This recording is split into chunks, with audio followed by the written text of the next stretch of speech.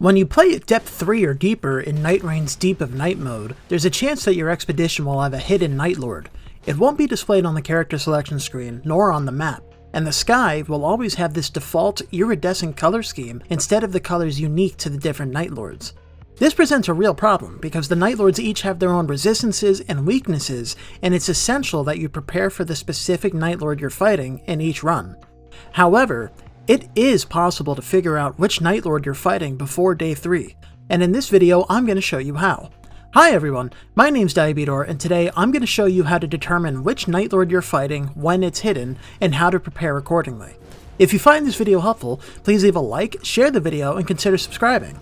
Special thanks to the Story of Us in a Bus for supporting my channel as a member, and if you want to support this channel and see your name up on the Hall of Insulin, along with some other cool perks, then join my channel as a member. If you're familiar with Nightreign, which you presumably are if you're playing Deep of Night at depth 3 or higher, you'll know that there's a boss fight at the end of day 1, a boss at the end of day 2, and then the Nightlord on day 3. The ones you fight on days 1 and 2 are chosen from a specific pool of bosses based on the Nightlord. For example, Demi-Human Queen and Swordmaster will only appear on night 1 and only if the Nightlord is Gladius or Hillstor.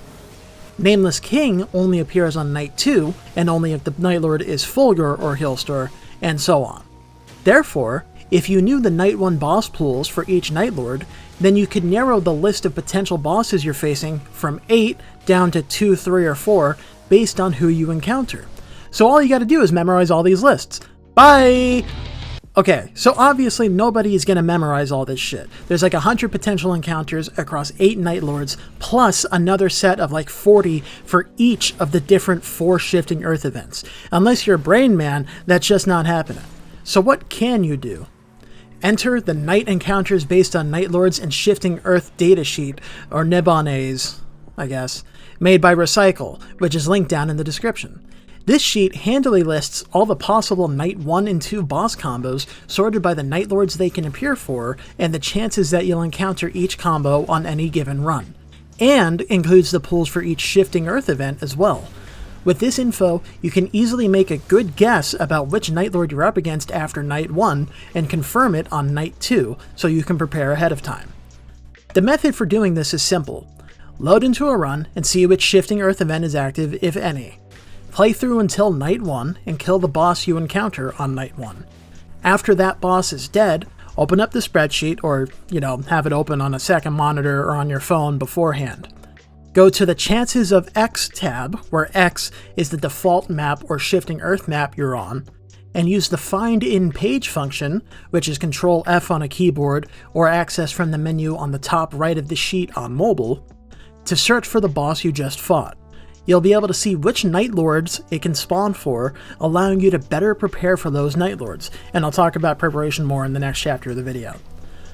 For example, on this run, I had no Shifting Earth event, so I went to the Chances of Default tab. Then, on night 1, I fought a Royal Revenant, so I used Control F to search for that.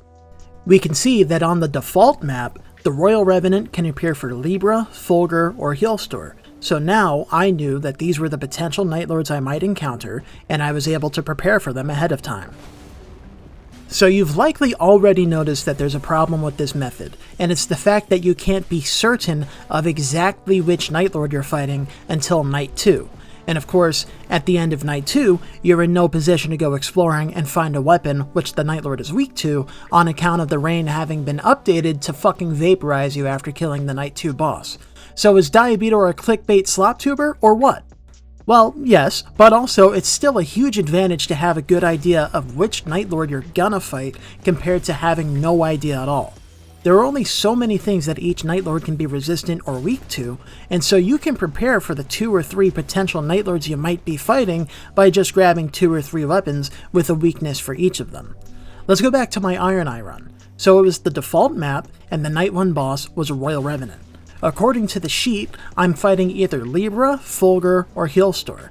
In this specific case, I know that Libra is weak to Holy and Fire damage and Madness, Fulgur is weak to Lightning and any status besides Madness, and Hillstor is weak to Holy and immune to any status but Rot. So while I don't know which specific Nightlord I'm going to be fighting, I can look for the common weaknesses among them and grab some weapons so that I'm ready no matter who I run into. In this case, Libra and Healstar are both weak to holy damage, and Fulgur's main weakness is lightning. So I made sure to grab a holy weapon, in this case it was an Erdtree bow, and a lightning weapon, in this case a lightning scimitar.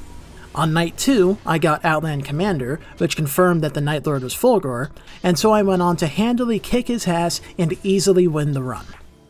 For any given night 1 boss, once you identify the Nightlords you might be up against, you've still got a whole in-game day to prepare for each of them, which is plenty of time as long as you keep moving.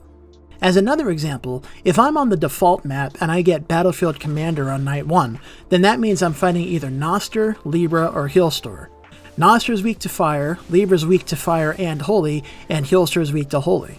So I'm going to grab a fire weapon and a holy weapon just to make sure I have something effective against any of the possible Nightlords. Or, let's look at what appears to be a worst case scenario. If I get Smelter Demon, then it's one of 4 potential Nightlords: Noster, Maris, Caligo, or Healstar. That's half of the Nightlords in the game. It seems like a lot of shit to plan for, but really, Noster and Caligo are weak to fire, Healstar is weak to holy, Maris is weak to lightning. So grab a fire weapon, a holy weapon, and a lightning weapon, and now you're ready for any of them, and you've still got 3 other weapon slots to fill with whatever you want. It's not perfect, but it's better than not being prepared at all, right? Now, when it comes to finding weapons for each contingency, that's simple. The most obvious thing to do is to just try and hit affinity locations based on what you need. If you're looking for a holy weapon and a lightning weapon, hit a holy ruin or church and a lightning ruin or camp. If you need fire, hit a fire camp or church, and so on. And if push comes to shove, then you can always check the merchants found at forts, camps, the castle, and townships. They sell a variety of weapons, which usually includes at least one option that the Nightlord is weak to. Even if you just grab, say, a lightning scimitar, which won't be your primary weapon, but which you'll use to stun Fulgur out of his power-up move, that's still a huge advantage over not being able to counter that attack at all. That's it for this guide. Hopefully I've turned you on to a useful resource and the knowledge required to use it so you can more consistently win Deep of Night runs. Again, this sheet was made by Recycle, so thanks to them for making it. Side note, there is another sheet linked in Recycle's sheet which has drastically more detailed info about literally every possible seed in the game, but I used Recycle's sheet because I feel it's a lot more organized, readable, and user-friendly, especially for a use like this where you're opening up mid-game and you quickly need to find specific info. If you found this video helpful, then please leave a like, share the video, and consider subscribing or joining my channel as a member. It really helps me out. My name is Diabudor, and I will catch you later.